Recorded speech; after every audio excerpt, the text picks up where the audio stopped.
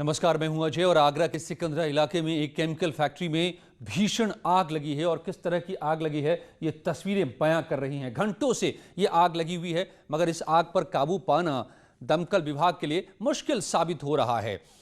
Chemical की factory में ये आग लगी है और देखते देखते आग ने ऐसा रुख अख्तियार कर लिया कि इस पर काबू पाने की हिम्मत फायर डिपार्टमेंट में भी नहीं दिखाई दे रही थी, क्योंकि इसको बुझाने के लिए में फायर ब्रिगेड की गाड़ियां घंटों तक मशक्कत करती रही मगर अभी भी आग पर पूरी तरह काबू नहीं पाया गया है। केमिकल की फैक्ट्री है, भीतर में कई ऐसी ज्वलनशील चीजें थी, ड्रम्स थे जिसमें धमाके होते चले गए और आग फैलती ही चली गई और उसके बाद आग ने विकराल रूप ले लिया। दमकल की कई गाड़ियां हालांकि मौके पर पहुंची, आग बुझाने की कोशिशों में जुटी, लेकिन आग से राहत मिलती नहीं दिख रही है। अब तक केमिकल फैक्ट्री में लाखों का नुकसान हो चुका है। शॉर्ट सर्किट वजह बताई जा रही है। आशंका है कि शॉर्ट सर्किट की वजह से आग लगी, मगर पूरी तरह से पड़ताल के बाद पता चलेगा। मगर इस वक्त की तस्वीर जो है वो भयानक है। आग ने कोहराम मचा दिया। आगरा के सिकंदरा इलाके में ये एक केमिकल फैक्ट्री में आग लगी और एक बार जो आग लगी तो फिर ये किसी के काबू में नहीं आ सकी। फायर ब्रिगेड घंटों से बुझाने की कोशिशों में जुटा है। कई दमकल की गाड़ियां मौके पर मौजूद हैं मगर आग अभी भी नहीं बुझ पाई है। आगरा के नेशनल हाईवे 2 के किनारे एक फैक्ट्री में भीषण आग लगी है। ठीक पीछे आप देख सकते हैं केमिकल फैक्ट्री में भीषण आग लगी है और ये लपटें बहुत ऊंचाई तक जा रही हैं। ये जो धुआं आप देख रहे हैं, आगरा से कई किलोमीटर दूरी पर इस धुआं को देखा जा सकता है और इस बात की लपटें गवाह हैं कि इस फैक्ट्री के अंदर भीषण आग लगी है। देखिए, दमकल की तमाम गाड़ियां यहाँ आग बुझाने के लिए लगा दी गई हैं, लेकिन आग पर काबू नहीं पाया जा रहा है। देखिए, इतनी बड़ी फैक्ट्री है, इस फैक्ट्री के अंदर हालात क्या हैं इस बात की अभी कोई जानकारी नहीं हो पाई है। तमाम तरह की जो फायर ब्रिगेड की गाड़ियां हैं, जो आग बुझाने के इंतजाम हैं, वो पूरे इस्तेमाल किए जा रहे हैं, लेकिन फैक्ट्री के अंदर हालात क्या हैं, कितने लोग फंसे हैं, ये कह पाना अभी बहुत मुश्किल है। आरिफ खान, न्यूज़ 18 आगरा। और आरिफ खान हमारे संवाददाता मेरे साथ आगरा से जुड़े हुए हैं। आरिफ, अब क्या स्थिति है यहाँ पर? घंटों गुजर चुके, आग बुझ पा रही है कि नहीं? देखिए, जब 3 बजे के आसपास ये आग लगी थी, उसके अब आकर 7 बजे है, यानी कि 4 घंटे के आसपास ये भीषण आग लगी है और इस आग पर अभी तक काबू नहीं पाया गया है। तो और अजय, दूसरी बात यह है कि एयरफोर्स के फायर टेंडर है वो लगा दिए गए हैं, मथुरा से फायर टेंडर मंगाए गए हैं और लगातार 1 दर्जन से ज़्यादा फायर टेंडर आग बुझाने की कोशिश कर रहे हैं, लेकिन अभी तक आग पर काबू नहीं पाया गया है। देखिए, फैक्ट्री बहुत बड़ी है, काफ़ी बड़ा एरिया है और पूरी केमिकल की फैक्ट्री है, लिहाजा आग पर काबू पाना एक बड़ी टेढ़ी खीर साबित हो रही है, क्योंकि 4 घंटे से ज़्यादा का वक्त गुजर गया लेकिन अभी भी भीषण आग लगी हुई है। देखिए अजय, अगर आप देख सकते हैं तो कुछ तस्वीरें अभी लाइव आपको दिखाना चाहेंगे जो फैक्ट्री में आग लगी है। देखिए, अभी कुछ तस्वीरें आपको दिख रही होंगी, लाल लाल आपको दिख रहा होगा। हम 50 मीटर की दूरी पर खड़े हैं फैक्ट्री के बाहर, लेकिन जो आग दिख रही है, जो अंदर की आग दिखाई दे रही है, आप अंदाजा लगा सकते हैं कि अंदर कितनी भीषण आग है। तो फिलहाल आग बुझाने की तमाम कोशिश की जा रही है, लेकिन आग पर अभी भी काबू नहीं पाया गया है। तमाम आला अधिकारी मौके पर पहुंच गए हैं, एसएसपी, डीएम, तमाम जो पुलिस के अफसरान हैं वो भी पहुंचे हैं, फायर ब्रिगेड के तमाम अधिकारी यहाँ मौके पर पहुंचे, लेकिन आग पर अभी भी काबू नहीं पाया गया है। जय, साफ तौर पे आरिफ, अभी भी आग यहां पर दहक रही है, साफ दिखाई दे रहा है फैक्ट्री के भीतर। मगर किस तरह के केमिकल थे इस फैक्ट्री में जिसमें ऐसी आग लगी कि एक बार लगी तो फिर बुझ नहीं पा रही? देखिए अजय, इसमें जूता बनाने का जो केमिकल होता है, सोल चिपकाने का जो सोल होता है और केमिकल होता है, उसमें आग लगी है। और देखिए, फैक्ट्री बहुत बड़ी है, लाखों के लीटर की तादाद में यहाँ केमिकल रखा गया था और उसमें ये आग लगी है। प्लास्टिक का सारा सामान है, केमिकल है, लिहाजा आग को बुझाने के लिए काफ़ी मशक्कत करनी पड़ रही है। फायर ब्रिगेड के कर्मचारी, उनके पसीने छूट गए हैं इस आग को बुझाने के लिए। 4 घंटे की भीषण आग अभी तक कंट्रोल नहीं पाई गई है, तो आप सोच सकते हैं कि कितनी भीषण आग होगी। अभी हम फैक्ट्री के बाहर जरूर खड़े हैं, लेकिन फैक्ट्री के बाहर से अभी भी अंदर की जो लपटें हैं साफ तौर पर देखी जा सकती हैं और इस बात की लपटें गवाह हैं कि अंदर अभी भी भीषण आग है जिस पर कंट्रोल नहीं किया गया है। जी अजय। धन्यवाद आपका आरिफ। तो अब इस वक्त की जो तस्वीरें हैं, आप आगरा में आग नहीं बेकाबू है और लखनऊ में सीएम योगी आदित्यनाथ केजीएमयू अस्पताल का उद्घाटन कर रहे हैं। आदरणीय प्रधानमंत्री जी का बार बार मार्गदर्शन मिलता रहा और उस क्रम में हम लोगों ने जो कार्य प्रारंभ किया उसका परिणाम हमारे सामने है। 25 मार्च से लेकर के अब तक कोई दिन ऐसा नहीं जिस दिन मैंने 2 से ढाई घंटे केवल कोविड से बचाव, उससे उपचार और उससे प्रभावित पब्लिक के बारे में केवल उसी को फोकस करते हुए बैठक न ली हो। पूरे प्रदेश के अंदर इन सभी कार्यक्रमों को लेकर के हमारा एक रूटीन का कार्यक्रम बनता है। मेरे सामने जब कोविड से संबंधित कोई बात सामने आती है तो एक एक जनपद की और एक एक हॉस्पिटल की पूरी तस्वीर पूरी पारदर्शी तरीके से मेरे सामने आ जाती है। कौन जनपद क्या कर रहा है, किस जनपद के किस हॉस्पिटल की क्या रेपुटेशन है और उसके द्वारा इस कोरोना कालखंड के दौरान किस प्रकार की सेवाएं दी जा रही हैं, ये स्थिति बहुत स्पष्ट आ जाती है। क्योंकि मैं एक एक पेशेंट के बारे में भी और एक एक डेथ के बारे में भी जानता हूं, स्वयं उसके बारे में ऑडिट भी करता हूं, पूछता भी हूं कि आखिर इसका कारण क्या है। और इसलिए मेरे सामने सारी तस्वीर है, कौन क्या कर रहा है, किस स्थिति में है, कहाँ पे कौन लोग राउंड ले रहे हैं, कौन लोग नहीं ले रहे हैं, कहाँ पे क्या सुविधाएं हैं, किस सुविधाओं को वहाँ बढ़ाया जा सकता है। ऐसे ही टेस्टिंग में भी केजीएमयू उत्तर प्रदेश का पहला संस्थान था जिसने अपने यहाँ कोविड जांच के लिए लैब स्थापित करते हुए 72 जांच पहले दिन यहाँ पर करके दिखाया था 23 मार्च को, और 23 मार्च से प्रक्रिया प्रारंभ हुई। आज प्रदेश में हम लोगों ने कल 1,55,000 जांच एक दिन में की है। हमारे पास एक समय एक भी जांच करने की क्षमता नहीं थी। केजीएमयू ने 23 मार्च को पहली बार जो जांच की थी वो 72 टेस्ट किए थे आरटीपीसीआर के। आज हमारे पास आरटीपीसीआर के लगभग 50,000 टेस्ट प्रतिदिन हो रहे हैं। 3,500 के आसपास ट्रूनेट मशीन से भी टेस्ट की कोविड टेस्ट हो रहे हैं, और लगभग 1 लाख से ऊपर हम लोग प्रतिदिन एंटीजन टेस्ट भी कर रहे हैं। बड़े पैमाने पर एक कार्यक्रम चल रहे हैं और इससे काफी लोगों को बचाने में मदद भी मिली। हम उन आंकड़ों में जाना नहीं चाहेंगे कि अन्य राज्यों की और अन्य देशों के अंदर पॉजिटिविटी और डेथ रेट क्या है, लेकिन हमारा जो दायित्व है, हम अपने दायित्व का निर्वहन किस रूप में कर रहे हैं। और मैं बार बार इस बात को कहता हूं कि केजीएमयू, एसजीपीजीआई, आरएमएल, इनको तो पूरे प्रदेश के लिए एक मॉडल बनना चाहिए।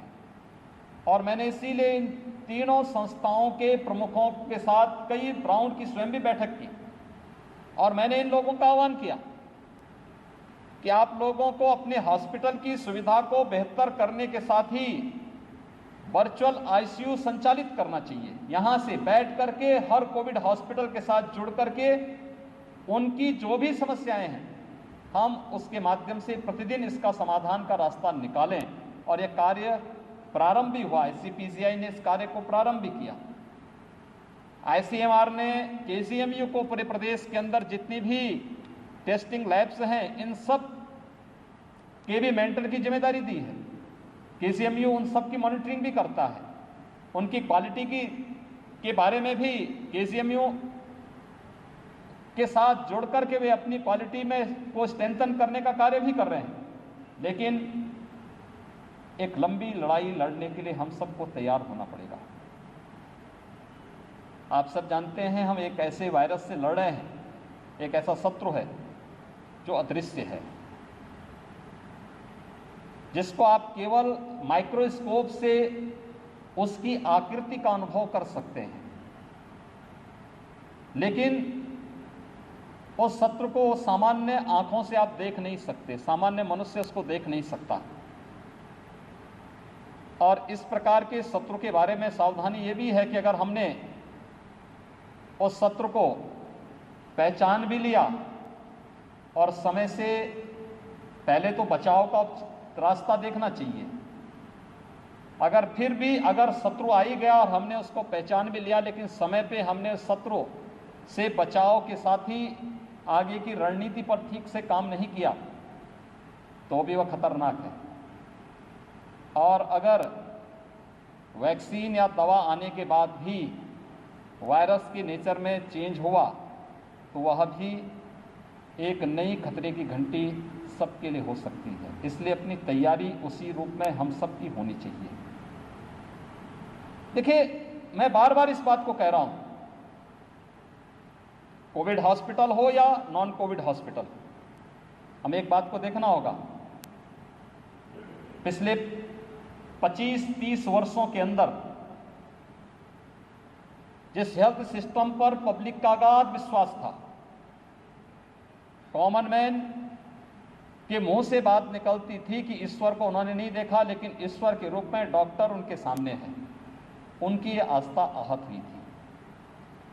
और मैं फिर से कहूँगा, चिकित्सकों से भी, पैरामेडिक्स से भी, नर्सिंग स्टाफ से भी इस विश्वास को आप एक बार फिर से अर्जित कर सकते हैं, बशर्ते सेवा का भाव, जिस चिकित्सीय पेशा का मुख्य ध्येय होता है, उस भाव के साथ अगर इस कार्यक्रम को हम आगे बढ़ा लें तो सरकारी सेवाओं के लिए एक अवसर भी है ये, कि जब हम आम जन के उस विश्वास को अर्जित करके लोगों के मन में विश्वास पैदा कर सकते हैं कि नहीं, सरकारी सेवाएं बेहतर सेवाएं होती हैं और अब तक वो बेहतर सेवा करके दिखाया है, आगे इससे भी बेहतर करके हम दिखाएंगे, ये विश्वास हमें लोगों के मन में भरना पड़ेगा। नॉन कोविड हॉस्पिटल में भी केजीएमयू चूंकि कोविड भी है, नॉन कोविड भी है, दोनों सुविधाएं यहाँ पे दी जा रही हैं। ऐसे पीसीआई में भी कोविड भी है, नॉन कोविड भी है, आरएमएल में भी कोविड भी, नॉन कोविड भी, दोनों प्रकार की सुविधाएं एक साथ चल रही हैं। बिल्डिंग अलग अलग हैं, लेकिन हॉस्पिटल की हम बात करेंगे तो उनके जो हमारे विशेषज्ञ हैं वह दोनों जगह अपनी सेवाएं दे रहे हैं। और इसलिए मैं चाहूँगा कि हमें इसके लिए अपने आप को तैयार करना होगा। टीम वर्क इसमें बहुत बड़ी भूमिका का निर्वहन कर सकता है। देखिए, कोरोना को हम इतना पैनिक न बना लें, एक सामान्य पेशेंट उससे भयभीत हो जाए, इस प्रकार की स्थिति ना आने पाए। उसकी काउंसलिंग करना, उसको बताया जाना, ये डॉक्टर का या इस फील्ड में कार्य करने वाले लोगों का दायित्व बनता है। हम बताएं लोगों को, आश्वस्त करें, कुछ नहीं भाई, ठीक हो जाओगे, कोई समस्या नहीं। अगर हम पहले ही लोगों को ये बोल देंगे, भयभीत कर देंगे, कोरोना हो गया, तो आपके इस हाव भाव से ही वो भयभीत हो जाएगा, हो गया कोई दिक्कत नहीं, चलो उपचार कराओ, कोई समस्या नहीं, सबसे कमजोर वायरस है, इतना कमजोर वायरस है, एक बार हाथ धो दोगे वायरस गायब। यानी बचाव का अब तक कोई वायरस ऐसा है कि अगर उसके बाहर, यानी वह कहीं आपने स्पर्श किया और लगता है कि हाथ में उसके संक्रमण की आशंका हो सकती है, हाथ को केवल सैनिटाइज कर लो, हाथ को साबुन से धो दो, वायरस गायब। मुझे लगता है कि इतना कमजोर वायरस, लेकिन सावधानी उसमें बहुत आवश्यक है। पब्लिक को इसके बारे में अवगत कराना। डॉक्टर बोलेगा, देखिए आप दवा देंगे तो एक कॉमन मैन जब ठीक होके जाएगा तो आपको दुआ जरूर देगा, और एक गरीब की दुआ बहुत मजबूत होती है, बड़ी कारगर होती है, व्यक्ति को आगे बढ़ाती है, और हम लोगों को इस बारे में जरूर ध्यान में देना होगा। अभी भी मैं देख रहा हूं, कोविड के नाते हम लोगों ने मध्य जून में हमने, यानी मुझे याद है 15-16 जून के आसपास मैंने सभी नॉन कोविड हॉस्पिटल को कहा था कि आप ओपीडी अपने प्रारंभ करिए, कोविड केयर सेंटर आप बना दीजिए, वहाँ पे infrared thermometer, pulse oximeter, sanitiser रख करके, उस समय एंटीजन टेस्ट की सुविधा नहीं आई थी, लेकिन हमने तब इस बात को कहा था। बहुत सारी जगह प्रारंभ हो चुका है, बहुत सारी जगह भी प्रारंभ नहीं हुआ है। और मैं चाहूँगा, केजीएमयू में तो एक दिन में 10-10 हज़ार पेशेंट आते हैं, 10 से 15 हज़ार पेशेंट आते थे, ओपीडी इतनी की एक दिन में चलती थी। हमें फिर से उन लोगों की सुविधा देने की तैयारी करनी चाहिए। हम सावधानी रखें। कब तक हम बैठे रहेंगे? कब तक हम पलायन करेंगे एक वायरस से? हमें इसको फेस करना होगा, हर बचाव के रास्ते अपनाने पड़ेंगे, हर एक स्तर पर उसका मुकाबला करने के लिए आगे आना पड़ेगा। और मुझे लगता है ये लड़ाई हम लोग बहुत मजबूती के साथ जीतेंगे, इसमें कोई संदेह नहीं। और मैं इसीलिए हर जगह कोविड हॉस्पिटल के उद्घाटन के लिए स्पेशली, केवल मैं जानता हूं कि हो सकता है कि मेरे जाने के बाद लोगों को इस बात का एहसास होता हो, वह टीम मोटिवेट होकर के इस कार्यक्रम के साथ जुड़े। और इसलिए मैं हर कोविड हॉस्पिटल के उद्घाटन के लिए फील्ड में जरूर जा रहा हूं, जितने भी डेडिकेटेड कोविड हॉस्पिटल हैं, इसीलिए जा रहा हूं कि टीम वहां पर काम करना प्रारंभ करें, किसी प्रकार से भयभीत न हो, सावधानी और बचाव के सारे उपायों को करते हुए हम पूरी मजबूती के साथ आम जन के उस विश्वास को अर्जित करने की दिशा में कार्य प्रारंभ करें, जिसकी आज सबसे बड़ी आवश्यकता इस क्षेत्र में है। इसी बहाने हमारा हेल्थ इंफ्रास्ट्रक्चर का भी स्ट्रेंथन हो रहा है। आपने देखा होगा, अब गोरखपुर जैसे जगह, यानी वहां पे 200 बेड का कोविड हॉस्पिटल था, डेडिकेटेड कोविड हॉस्पिटल, वो हमारी सुपर स्पेशलिटी की बिल्डिंग बनी थी भारत सरकार के सहयोग से। पहले दिन उसमें केवल 10 बेड थे, बाद में बढ़कर के 20 हुए।